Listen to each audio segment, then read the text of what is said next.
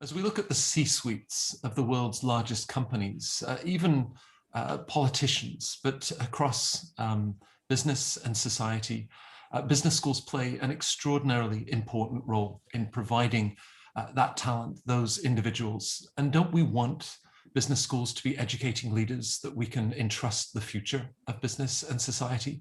That's actually an idea that is embedded in the missions and the values of the IESE Business School in Barcelona.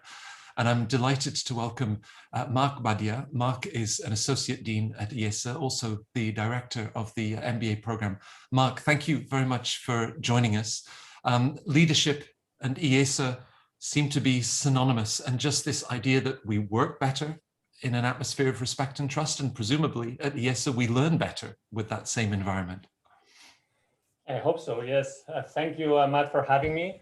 And thanks for this first question. Yes, I hope that, as you were mentioning before, this is sort of part of our mission and our values since the very inception of the school in 1958.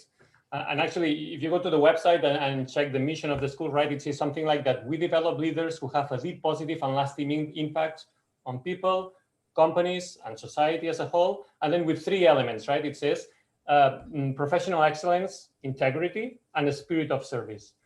And I would say that this part of the spirit of service, if you ask me, what is leadership for you, for the school? Well, we believe that it's about serving others, a spirit of service, basically. Yeah. Right. So in terms of the emphasis, because of course a program that will look at the fundamentals of finance and strategy and marketing, accounting, operations, all of those key components of a wonderful 2-year program, how do you then place emphasis on that leadership journey and development that the MBA students enjoy? Mm-hmm. Actually, as I said before, maybe one of the first elements for leadership is also that you have this knowledge that you say, right, of finance, of all the functional areas, that obviously, because you need to be competent, first of all, but this is supposed for everyone, right? This is sort of an assumption, for any leader. But when we talk about leadership and this spirit of service and all the elements of this leadership, I would say that in all these courses, because we have this sort of person-centric approach, in every single, basically our program is based on the case discussion, especially. We have other methodologies, of course, but at the end of the day, the case discussion is the centerpiece here of our teaching methodology. We make sure that in every single case discussion, or in most of them, basically, there is also always this dimension of decision making, right? That has to do with leadership, that has to do also with ethics, with a number of dimensions that go beyond, let's say, the specific class of finance or marketing or whatever we are discussing. So I would say that the first thing is that we try to have this across the board in all the different courses, and this is allowed thanks to the case discussion. I think when you're put in a real situation at the end of the day, that's something that helps a lot. And at the end of the day, also, I was thinking, isn't it, because sometimes we focus a lot on finance, marketing, whatever we teach in that specific course, but if we think about it, the important thing at the end of the day, what we're all looking for is happiness, right? And so every single individual is looking for happiness. And so companies somehow should also be looking for this happiness of individual. And when we think about you look at the studies, empirical studies about the source of happiness for people. Look, empirical research shows that money doesn't give you an explanation for it. Obviously, you need a certain level of money to cover basic needs, of course. But then the portfolio of happiness at the end of the day is composed of family, friends, faith, and meaningful work. So basically, meaningful relationships and work. And so we make a lot of emphasis in all the courses about creating a culture in the companies, an environment where people thrive, where people flourish as not just professionally, but also at the personal level, so that we have this deep, positive, and lasting impact I was talking about, Right. And of course, besides all this, we'll have the specific workshops about skill development, I don't know, communication or negotiations or teamwork, stress management, and you name it, Right. Right. So both for IESE as a school, and of course your students and graduates, as they reflect on their experience, how do you then measure that success? How are they able to reflect on a sense of fulfillment, a sense of purpose, or even happiness? Mm-hmm. Obviously, it's sort of challenging to measure these things that that are more sort of subjective as well. And you can do surveys, you can do things. But at the end of the day, I think that by being in, it's something that you basically sort of measure or gauge in class, in the classroom. Outside of the classroom, as the MBA director, I have a lot of personal conversations with the students. And for example, one of the things that we have is the mentorship program, where we have every single professor teaching in the MBA, all the full-time faculty, they are assigned a team in the MBA where they are mentors. Right. And so through the mentors, we sort of have a grasp basically of the general feeling of this one-on-one interaction with the students. And what we try to see there is not so much only about their achievements, let's say academic achievements, or their, if they are looking for a job, helping them, all these kind of things. But also we are looking back, we're looking at their character, basically, and their, obviously whether they are happy, sure, but I'm saying about their attitudes, their character. And I always tell professors, look, I mean, if you see something, this is the opportunity for these students to get this feedback, because now we are here in a safe lab in the business school, and we have to tell them anything that we see, you know, that where we can help them. Let me give you a few examples. In my case, right, at the end of each term, we review all the grades. We take here academics very seriously in the school, and then we take a list of people that have done very well and people who are struggling, basically, and then we have personal meetings. With the people that do very well, sometimes it's just a message, you know, maybe, and then we tell the mentors, and the mentors also maybe encourage them and congratulate them. And then people who are struggling, we have these personal conversations at the end of each term. And well, that's for me an opportunity, basically, to see what are the kind of struggles that they are having, and also to see whether they are making this progress. And when we give them feedback, it's not just about the grades. We ask them for feedback about all the faculty, the mentor, their team, to see, let's say, this holistic picture about their lives in the MBA, because we are thinking that we are going to graduate these people from the school, and we want these people to, you know, to be sort of role models as well, you know, in the future. And so for us, character, attitude, all these things are important. And to me, at the end of the day, when we talk about happiness as well as before, the classics would say that it's living a virtuous life. You know, and so it's a lot about character and the kind of person that you are, that you become, and we are what we do at the end of the day. And so we try to look at all this big picture, you know, of each one of our students, and the mechanisms that we have are these personal meetings, the mentorship, and so it's not so much maybe about surveys and measuring things, that it's more, you know. And with that sense of character and integrity, as we think about, you know, values, yes, we would love leadership to always be responsible. We would love leadership to always be ethical. And again, as I look at IESE's mission statement, that sense of ethics, that's really something that it's not just a plug-in, it's embedded in the culture, the DNA of the school. Mm-hmm. Yeah, that's right. I told you the mission before, right? So it's embedded there, but this mission is also rooted well, this school it's also inspired by Christian values, and that's a guarantee, basically, that we take the mission very seriously. So this is not a matter of policy saying, hey, now we have this mission because it works or because it's a pragmatic statement, whatever. No, it's really based on the core beliefs of the school, on these principles, and understanding that we are all endowed with the same dignity, that we really believe that, you know, and so I think that this shows across the organization. And the key thing here is also to create, we were talking about leadership before, you know, about the culture of service, the spirit of service. Well, the key thing here is to create this culture in the organization. If you ask me, how do you transmit this to the students? It has always to be leading by example with this culture, the professors in class, the staff every time that are helping our students. And so this has to be embodied by each one of us, you know. And you say, well, how do you manage to create this culture? At the end of the day, the recruiting process is very important. When we recruit faculty, for example, we make very clear that, look, the student is not what gets between you and your research. Here in this school, the student is the purpose of your work, it's our responsibility. We don't have clients, we have students. And a student is, I'm willing to do much more for a student than for a client, you know, because the student have a responsibility to have this transformation process and to help him or her build this character and you know, And so it's part of our culture. It's in the recruiting process. And then also the workshops that we have, for example, as faculty, we have workshops, and you were talking about ethics. How do we make sure that ethics is present in every single class? For example, we have in the past, we have some workshops talking about ethics so that professors dare to raise these topics in class. Because it's true, I teach accounting, for example, and sometimes you don't study ethics. I mean, obviously we all make decisions and we are based on ethics, right? But at the end of the day, it's difficult to make explicit all these principles and everything.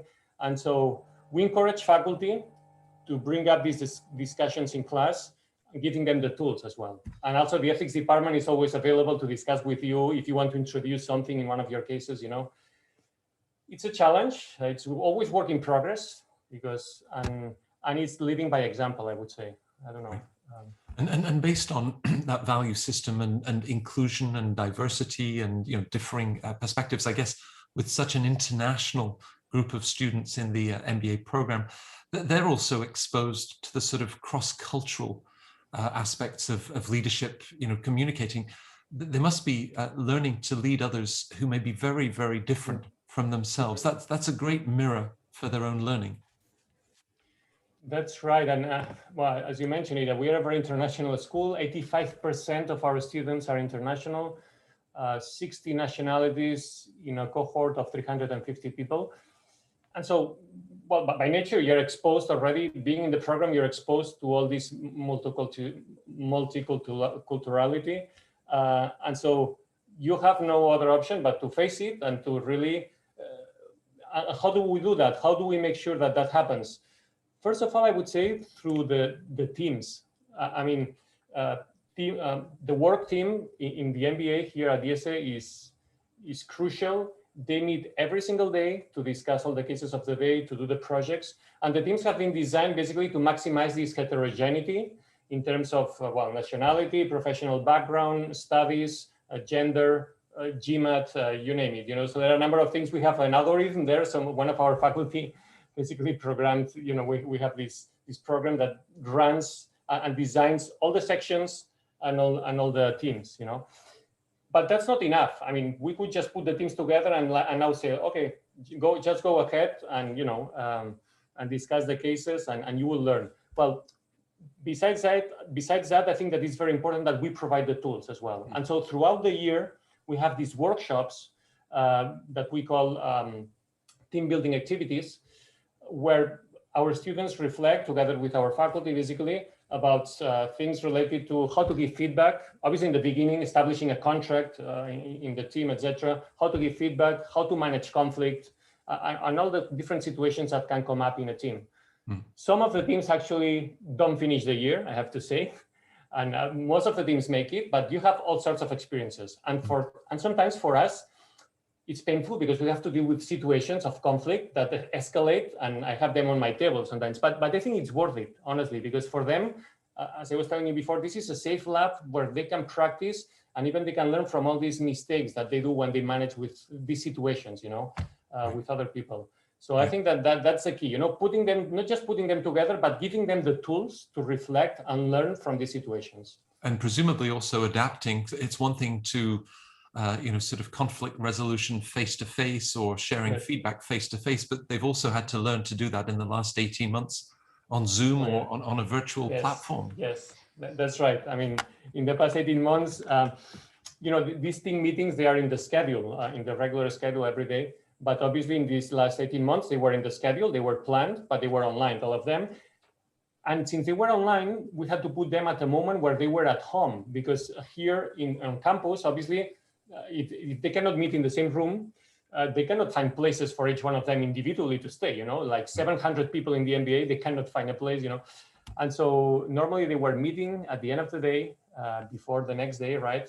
By that time, I mean, some of them have finished the cases, others maybe not. So it's been more challenging because of logistics, but also because of the interaction is different, The advantage was that, well, first of all, this year, all our classes have been presential.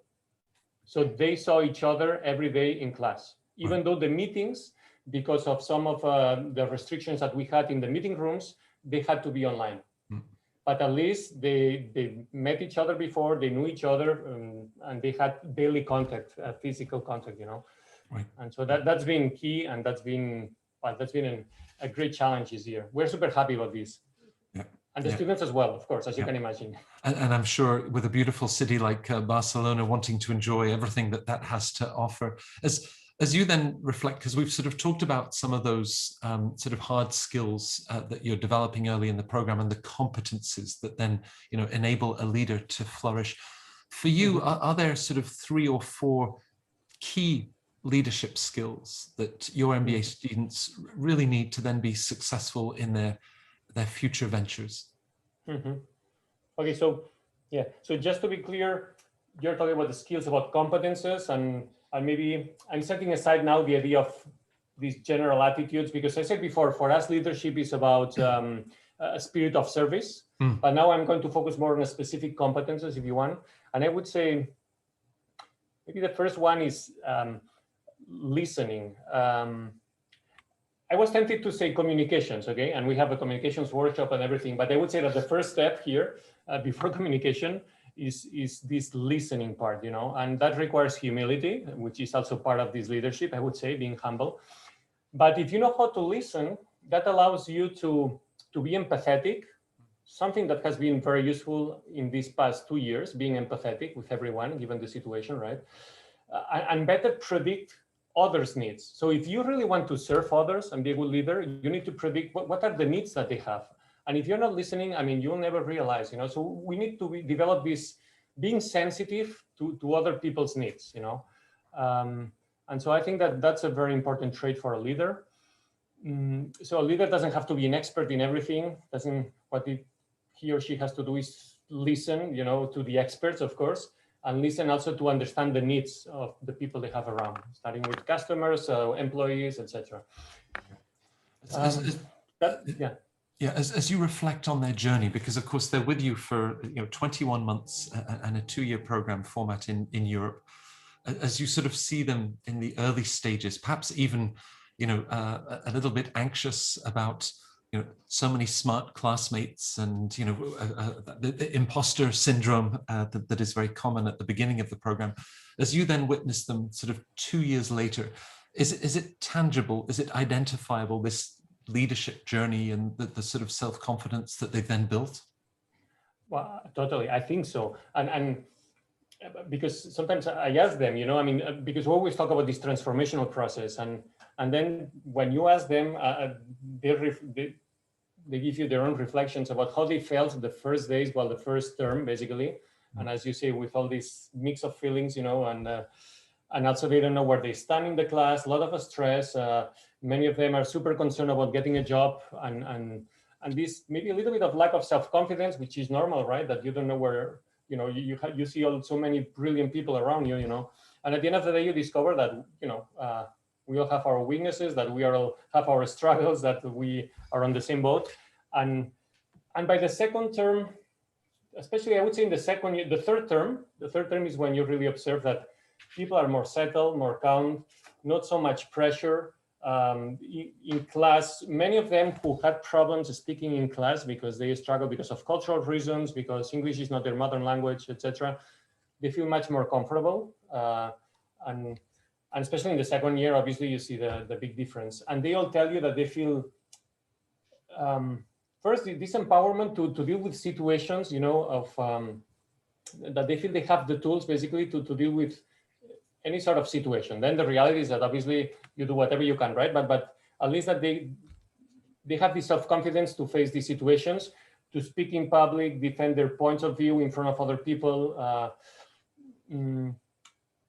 and also having this self-knowledge about when to seek help. One of the things that we observe here in the MBA is that people tend to be self-reliant, by nature. Many of the MBAs, I would say in general, not just here in the school, right?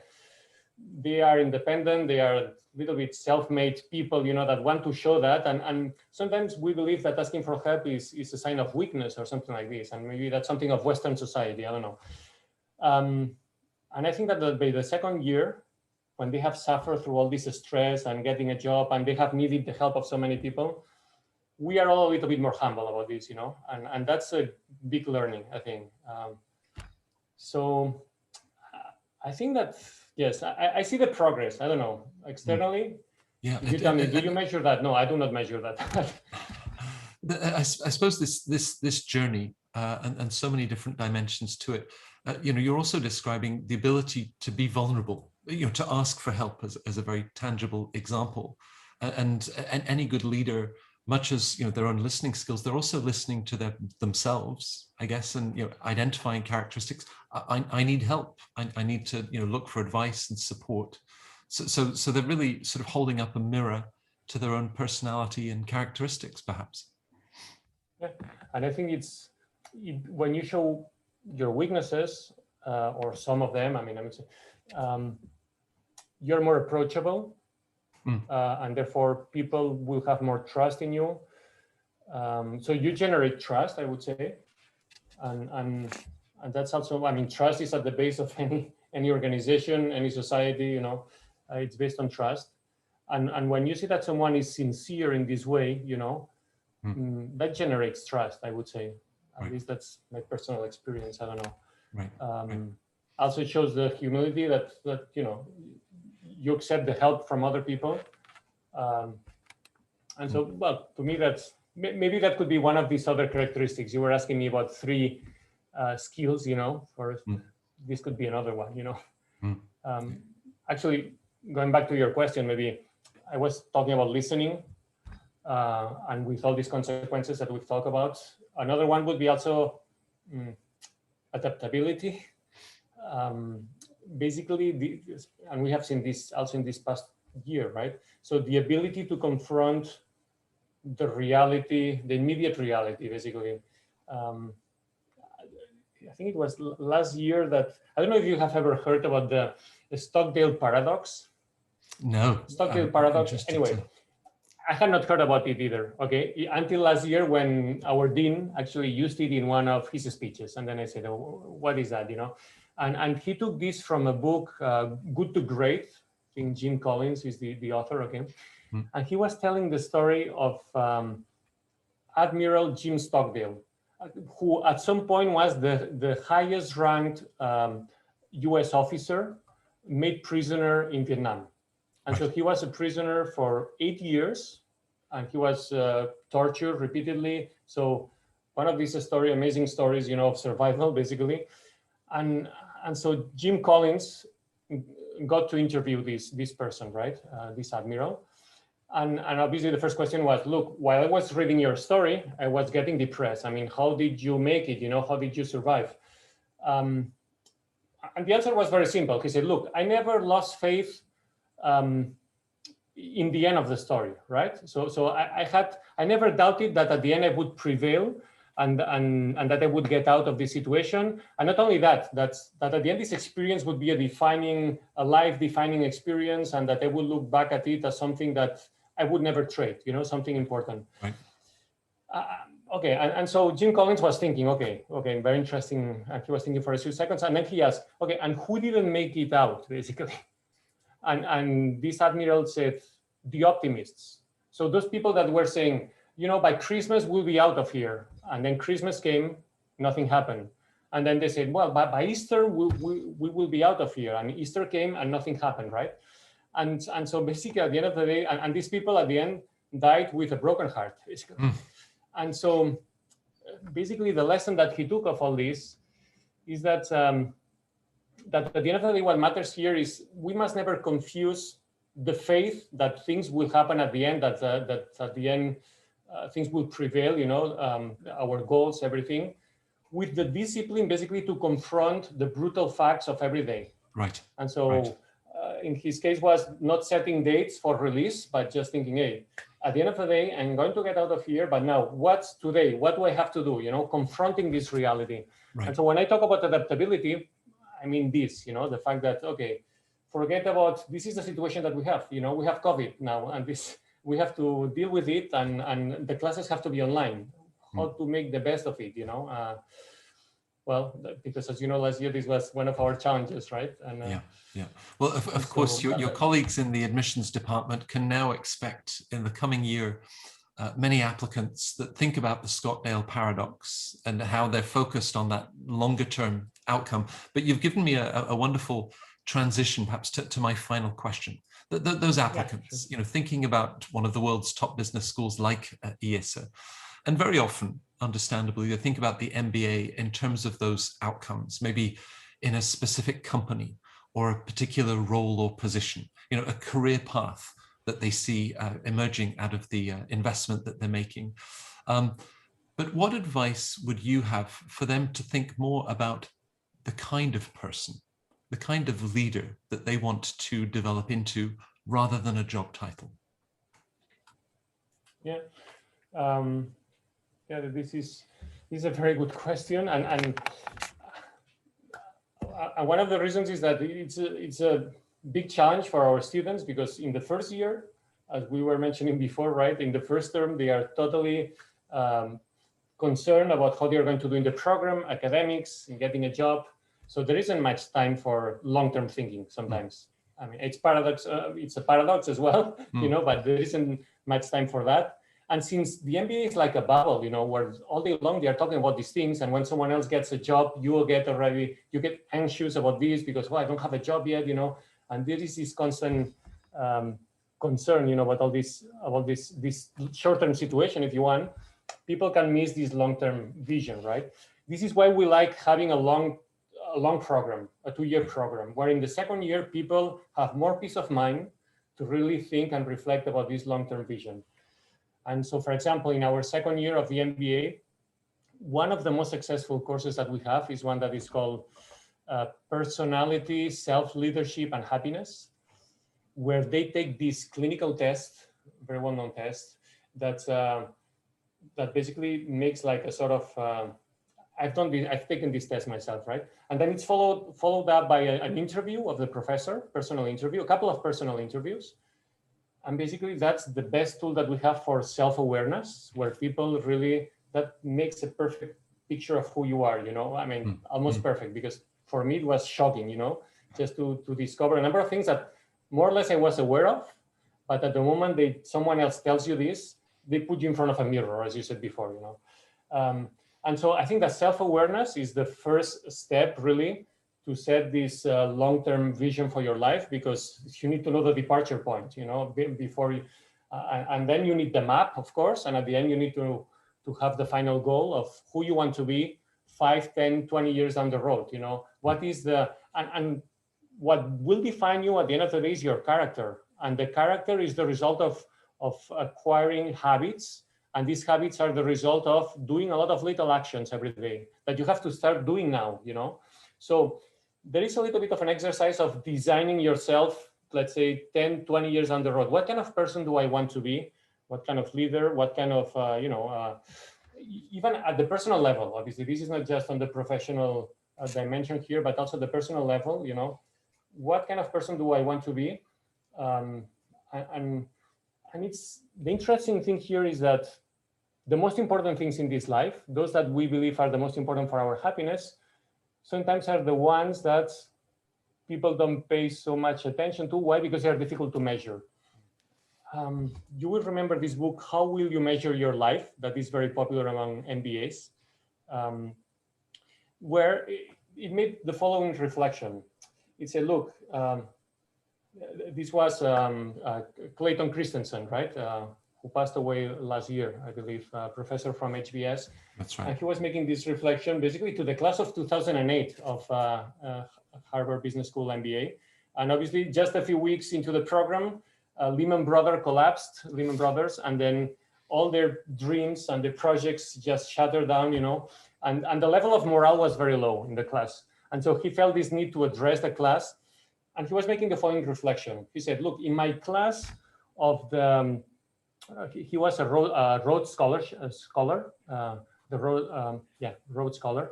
And he said, there were 32 people, people selected from the best schools with great academic records, etc.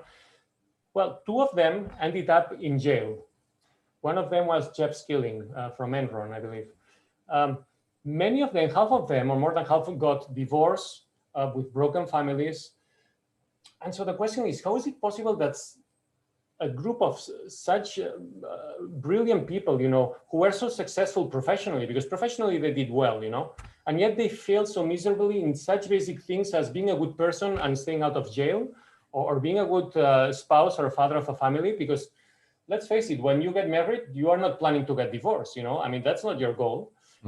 So how is that these things are happening? And yet in the professional side, you know, they were doing well.